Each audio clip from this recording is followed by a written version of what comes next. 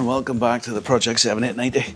Back in the garage tonight, just as a way of giving you all an update on how the bike's doing after about 1100 miles since the engine swap. So I've got a few notes here which I'll talk about, no particular order, but we'll go through been fiddling about with and fixing and stuff like that. So I'm trying to think, the last kind of chat I had to you, I was having some problems with the stalling. We took the power commander out, it was still stalling last weekend.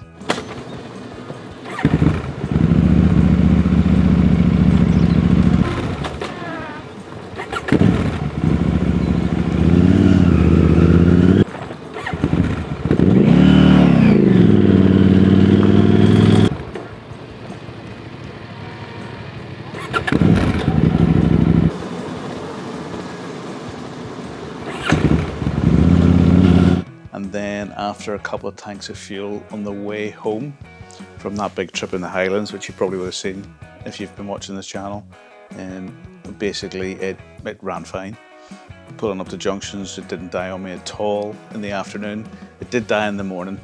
I'll put a few clips here, which was a bit disconcerting because we were going up a kind of a twisty road with a few kind of hairpins and stuff, and I was just worried about it dying in the middle of a corner and not getting it started quick enough. But basically it was doing it consistently in the morning, and then as the day progressed I did give it a wee bit of a few quick blasts and stuff, so I'm hoping it's bad fuel.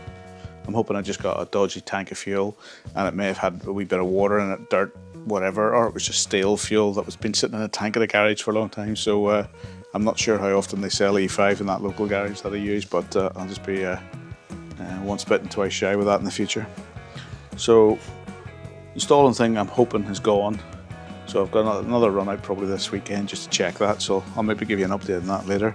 Oil, so that's about 500 miles done since the last oil change, which was basically a flush. So for those of you who don't know, if you've watched the engine swap, and you may have heard me talking about the state of the oil that came out of the salvaged engine, it was really, really black. So I did a quick oil flush with some sort of reasonably priced oil, did 600 miles in it, and then I gave it a flush out.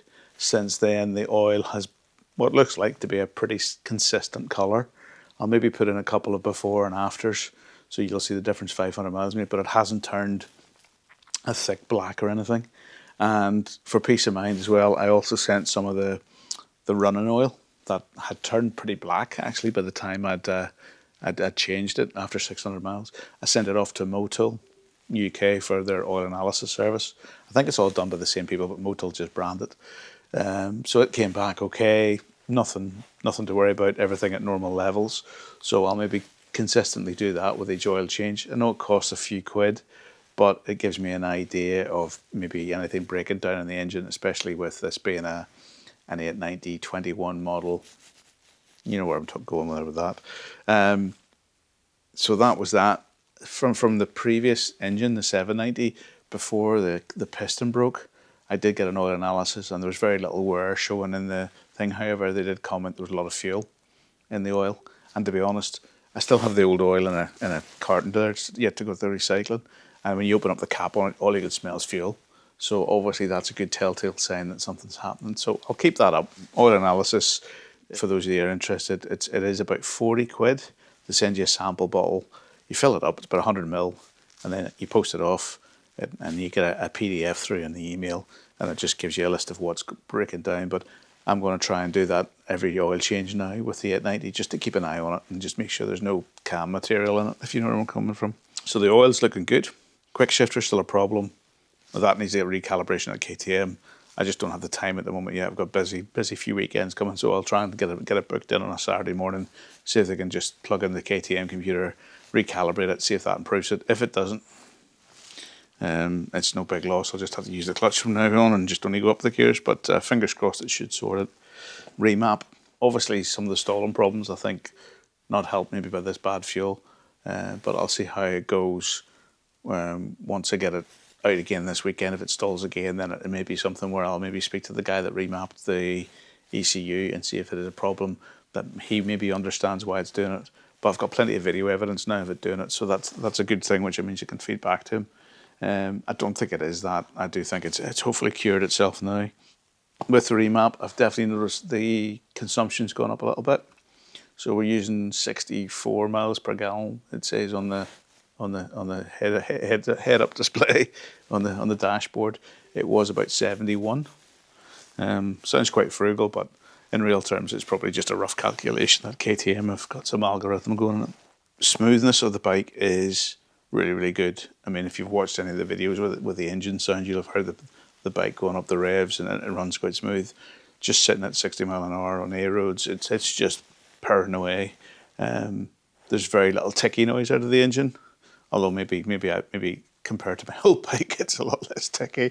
But it's sounding a good strong engine, so that's what I'm really happy with that. It's now gone through it. The bike's now done 1,100 miles. It's done probably about 400. Probably about 400 on the remap, and that's no complaints about that at all. I'm trying to think what's next really for the bike. Fresh set of tyres, because these tyres are nearly done, and then just enjoy it for the summer. Get out and see a bit more of the country again. ABR Festival in June, and I think I'm doing a bit of a lap of Ireland in September. So that's really sort of the only plans at the moment.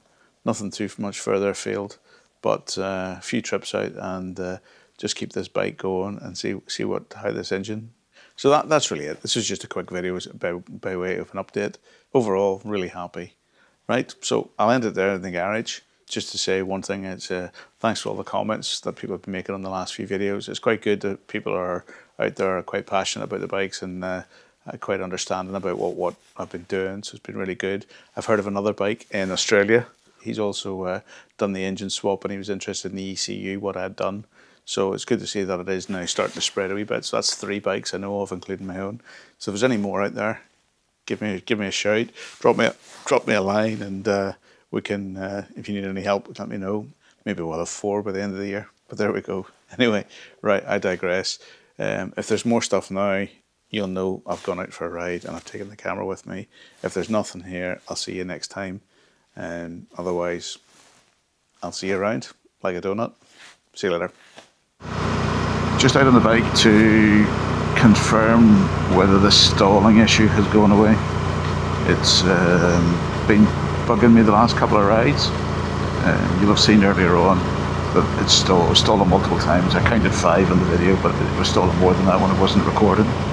And then I filled up with a full tank of E5 from a different petrol station, and then another tank of E5 on the way home from the same petrol station. So I'm hoping the fact that I've maybe put some couple of tanks of fresh juice in it, it's gone away. So far today, it's not stalled.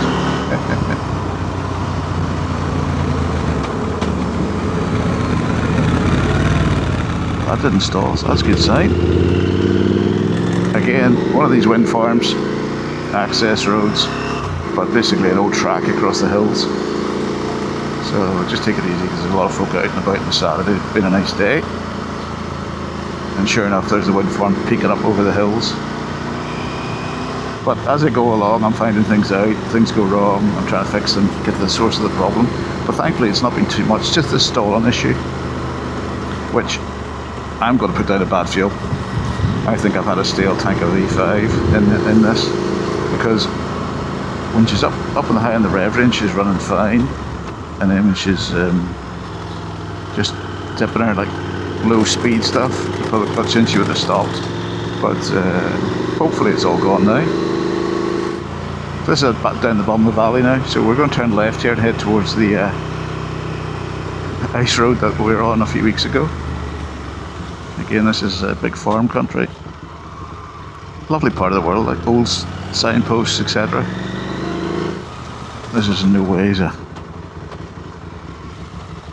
guided video, it's just a bit of an ad hoc ride out to check the stalling. No stalling there. I think we have her fixed, my brothers. Right, no stalling.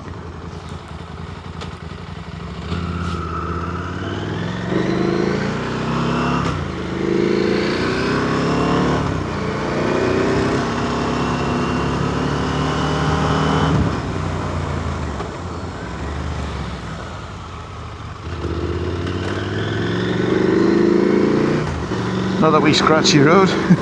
This one's just south of Glentrool. There's takes us up into some hills and joins on to one of the other roads that I've been on with you. The one I was doing a few, what do you say, just checking the power delivery of the ECU reading up recently. Well, there has been zero stalling today, so I think we have sussed it out. Still fuel. There you go, down into second, no stalling, nothing on the right.